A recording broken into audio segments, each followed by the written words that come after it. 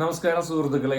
Trump ഭരണത്തിൽ കയറി, അതായത് ജനുവരി 20 ഭരണത്തിൽ വരുമ്പോൾ പറഞ്ഞിരുന്നത് I am only targeting undocumented illegal immigrants. ആദ്യം പറഞ്ഞിരുന്നത് അതായത് അമേരിക്കയിലുള്ള ഏകദേശം 4-5 ലക്ഷം ഇലീഗൽ ആയിട്ടുള്ള ഇമിഗ്രൻസിനെ പിടിച്ചു പുറത്താക്കുമെന്ന് പറഞ്ഞു തുടങ്ങി അദ്ദേഹം ആദ്യമായിട്ട്. പക്ഷേ അത് കഴിഞ്ഞിട്ട് അവരെ കൂടെ മുന്നോട്ട് പോയി. അതിനുശേഷം വിസ ഹോൾഡേഴ്സ് H1B1 വിഷയങ്ങൾ താങ്കൾ കേട്ടുവന്നായിരിക്കും അല്ലെ. മാഗ ക്യാമ്പയിനിങ്ങിൽ അവർ പറഞ്ഞ H1B1 ബന്ധപ്പെട്ട് അവർ ജോലിയിൽ നമ്മൾ ടാർഗറ്റ് ചെയ്യുന്നു, വലിയൊരു വിവാദം വന്നു. അതിനുശേഷം ഗ്രീൻ കാർഡ് ഹോൾഡേഴ്സ് നിങ്ങൾ കണ്ടുപോലായിരിക്കും, യൂണിവേഴ്സിറ്റികളിലൊക്കെ ഗ്രീൻ കാർഡ് ഉള്ള അല്ലെ ആളുകളെ പിടിച്ചുകൊണ്ട് പോകുന്നു, അവർ അറസ്റ്റ് ചെയ്യുന്നു ബന്ധപ്പെട്ട വിഷയങ്ങൾ. അത് കഴിഞ്ഞ ശേഷം now they are targeting citizens, അതായത് താങ്കളെയും എന്നെ പോലെ എന്ന് പറയുന്നത് നാച്ചുറലൈസ് സിറ്റിസൺ, വേറൊരു രാജ്യത്ത് ജനിച്ചു, ഇവ അമേരിക്കയിൽ നിശ്ചിത വർഷം ജീവിച്ച ശേഷം ഞങ്ങൾക്ക് ഇവിടുത്തെ സിറ്റിസൺഷിപ്പ് കിട്ടി. നൗ ദേ ടാർഗറ്റിംഗ് സിറ്റിസൺസ്, അതായത് ഞങ്ങൾ പറയുന്നത് കേട്ട പ്രകാരം എന്ന് പറയുന്നത് അമേരിക്കയിലേക്ക് വിദേശത്ത് പോയി തിരിച്ചു വന്ന സിറ്റിസൺസിനെ ദേ ആർ ഡീറ്റെയിനിങ് ദം മണിക്കൂറുകളോളം. നോ ഹിസ്റ്ററി, അങ്ങനെ പ്രത്യേകിച്ച് ഹിസ്റ്ററി ഒന്നുമില്ല. അവരെ കൊണ്ടുവരുന്നു, അവരെ ബോർഡർ പെട്രോൾ CBP അല്ലെ, കസ്റ്റംസ് ആൻഡ് ബോർഡർ പെട്രോൾ അവരെ പിടിക്കുന്നു, അവർ കൊണ്ടുപോകുന്നു, അവർ കയ്യാൻ വെച്ച് കൊണ്ടുപോകുന്നു, ഡീറ്റെയിൻ ചെയ്ത് കൊണ്ടുപോകുന്നു, മണിക്കൂറുകളോളം അവർ തടവിൽ വെക്കുന്നു. അവിടെ വെച്ച് അവര് താങ്കളുടെ ഫോണും ഇമെയിലും അതിന്റെ ഈ ഫോണിന്റെ പാസ്വേഡ് ചോദിക്കുന്നു.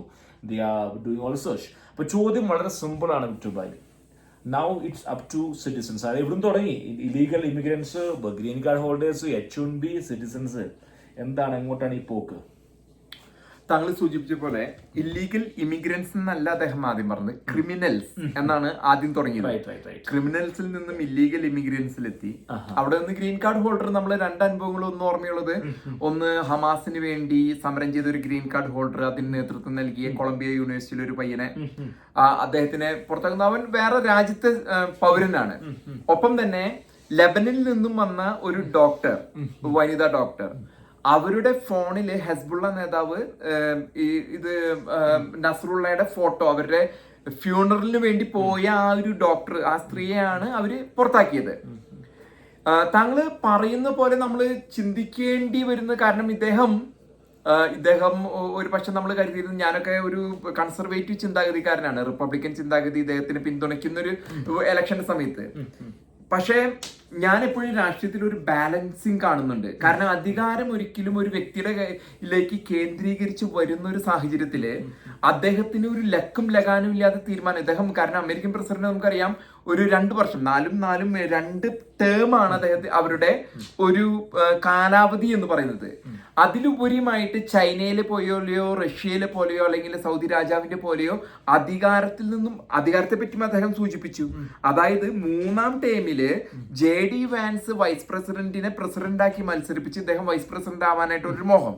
ഇനി നമ്മൾ ഇവിടെ നിന്നും നമ്മളിപ്പോ ഏറ്റവും ഗാർസിയ എന്ന എൽസാവഡോർ പൗരനെ ഇവിടെ നിന്നും വാഷിംഗ്ടൺ DC-യിൽ നിന്നും കൊണ്ടുപോയി അവിടെ എൽസാവഡോറിലെ പ്രസിഡന്റ്, അദ്ദേഹം ഒരു പകുതി പാലസ്തീനിയനാണ്, നബീൽ ബുക്കൈൽ എന്ന് പറഞ്ഞ ആള്. ഇദ്ദേഹവുമായിട്ട് വളരെ കൂട്ടുകെട്ട്. അദ്ദേഹം കഴിഞ്ഞ ദിവസങ്ങളിൽ ഇവിടെ വാഷിംഗ്ടൺ DC-യിൽ വൈറ്റ് ഹൗസിൽ വന്നിരുന്നു. അപ്പൊ ഈ നബീൽ ബുക്കേലായിട്ട് ചേർന്നിട്ട് ഇവിടെയുള്ള പ്രതികളെ കൊണ്ടുപോകും. അതായത് താങ്കൾ പറഞ്ഞ സോറി കട്ടിങ്, അതായത് ഇവിടെ ഈ പറഞ്ഞ എൽസാവഡോർ പ്രസിഡന്റ് ആവശ്യം എന്ന് പറയുന്നത് സിറ്റിസൺസ് ആയിട്ടുള്ള ക്രിമിനൽസിനെ ഡിപ്പോർട്ട് ചെയ്യാൻ. കാരണം വേറെ ഒന്നും പോലെ അമേരിക്കയിൽ ഒരു ക്രിമിനൽ, താങ്കൾ ഒരു ഉദ്യോഗസ്ഥനാണ് അല്ലെ, പോലീസുകാരനായിരുന്നു.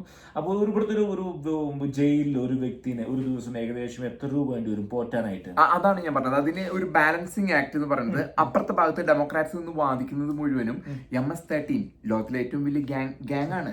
ഈ ഗ്യാങ് ഉത്ഭവിക്കുന്നത് സൗത്ത് അമേരിക്കയിൽ നിന്ന് ഹിസ്പാനിക് സമൂഹം, അതായത് നമ്മൾ സ്പാനിഷ് എന്ന് പറയുന്ന ഹിസ്പാനിക്, മെക്സിക്കോ അതിന്റെ ഏറ്റവും അടുത്ത ബോർഡർ, അവിടെ നിന്ന് എൽസാവഡോർ, ഹോണ്ടുരാസ്, ഗോണ്ടന, അങ്ങനെയുള്ള രാജ്യങ്ങൾ, അങ്ങോട്ട് തെക്കോട്ട് പോകുന്നവരുള്ള രാജ്യങ്ങൾ, ഈ ഹിസ്പാനിക്, അത് സ്പാനിഷ് മാസം സംസാരിക്കുന്ന നമ്മളുടെ തൊലിനിറം അവരുടെ നമ്മുടെയാണ്, ബ്രൗൺ സ്കിന്നിന്റെ. ഇവര് അമേരിക്കയിൽ ഒരു 30% ഉണ്ട് കേട്ടോ. കാലിഫോർണിയയിൽ കൂടുതലായിട്ടും എല്ലാ സിറ്റികളിലും പോർട്ടോറിക്കൻസ്, സ്പാനിഷ് കൾച്ചർ.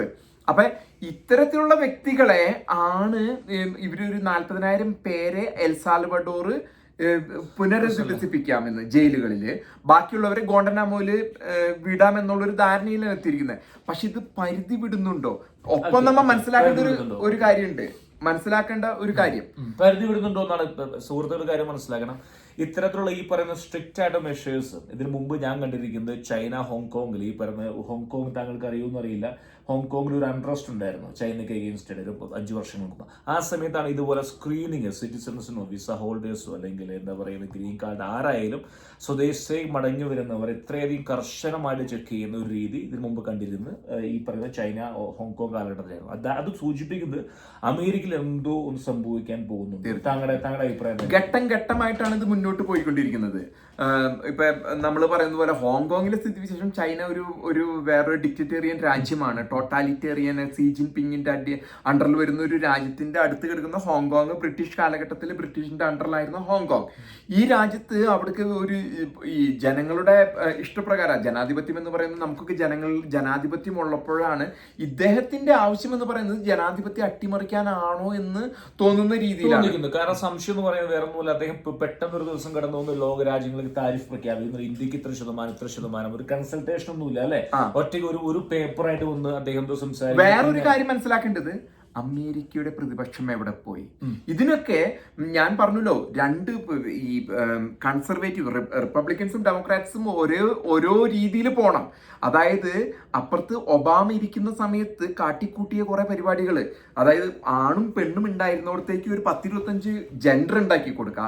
അതല്ലെങ്കിൽ അദ്ദേഹം പാസ്സാക്കിയ ഈ ഒബാമേനെ ഞാൻ പറയും ചാട്ടമാർക്ക് അടിക്കേണ്ടതായിരുന്നു കഴിഞ്ഞ 2008-2009 കാലഘട്ടത്തിൽ ഒബാമയ്ക്ക് കടന്നു ഒബാമ ചെയ്തു വെച്ചതിന്റെ ആണ് ട്രംപിന് തിരുത്തേണ്ടി വരുന്നത്.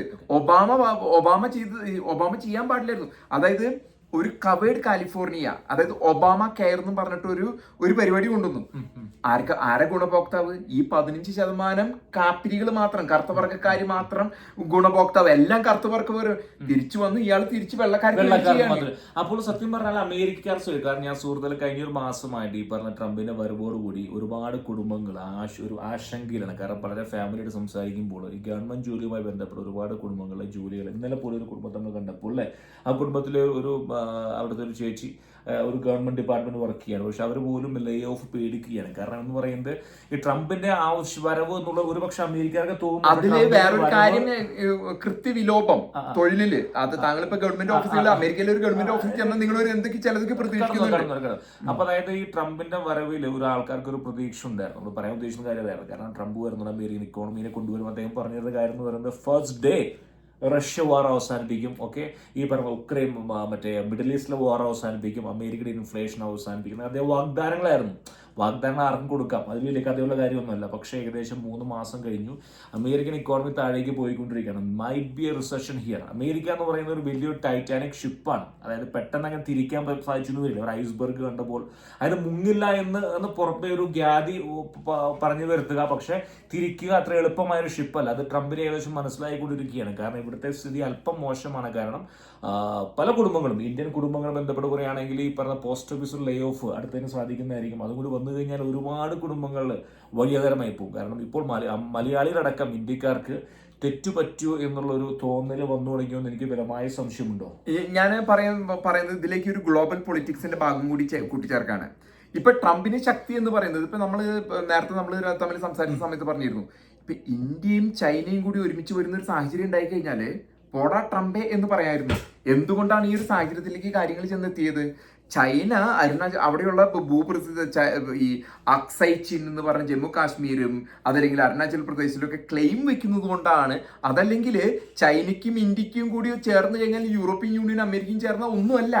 അവിടെയുള്ള പരസ്പര വിരുദ്ധമായിട്ടുള്ള അതിർത്തി തർക്കങ്ങളാണ് ഈ ട്രംപിനൊരു ശക്തി എന്ന് പറയുന്നത്. ഇപ്പൊ നമ്മളോട് പറയാൻ ആഗ്രഹിക്കുന്ന കാര്യം എന്ന് പറയുന്നത്, നക്ഷൽ എന്ന് പറയുന്നെങ്കിൽ അമേരിക്കയിലേക്ക് വരാൻ ആഗ്രഹിക്കുന്ന വ്യക്തിയാണ് ഇന്ത്യയെന്ന് അല്ലെ.